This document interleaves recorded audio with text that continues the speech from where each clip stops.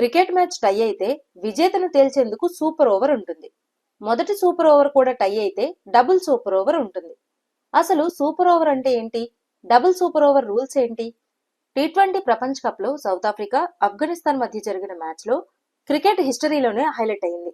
Main match tie అవ్వడం, ఆ తర్వాత జరిగిన మొదటి సూపర్ ఓవర్ కూడా టై అవ్వడం ప్రేక్షకులను ఉత్కంఠకు గురిచేసింది. చివరకు డబుల్ సూపర్ ఓవర్ ద్వారా సౌత్ ఆఫ్రికా విజయం సాధించింది. సాధారణంగా పరిమిత ఓవర్ల క్రికెట్ మ్యాచ్ లో రెండు జట్లు సమాన పరుగులు చేసి మ్యాచ్ టై అయినప్పుడు విజేతను నిర్ణయించడానికి సూపర్ ఓవర్ నిర్వహిస్తారు. ఇందులో ఒక్కో జట్టుకు ఒక ఓవర్ కేటాయిస్తారు. మొదటి సూపర్ ఓవర్లో కూడా రెండు జట్లు సమానమైన స్కోర్ చేస్తే అప్పుడు విజేత ఎవరో తేల్చేందుకు మరో సూపర్ ఓవర్ నిర్వహిస్తారు. దీన్నే డబుల్ సూపర్ ఓవర్ అంటారు. ఒకవేళ రెండో సూపర్ ఓవర్ కూడా టై అయితే మూడో సూపర్ ఓవర్ ఆడిస్తారు. విజేత ఎవరనేది తేలే వరకు ఈ ప్రక్రియ కొనసాగుతుంది.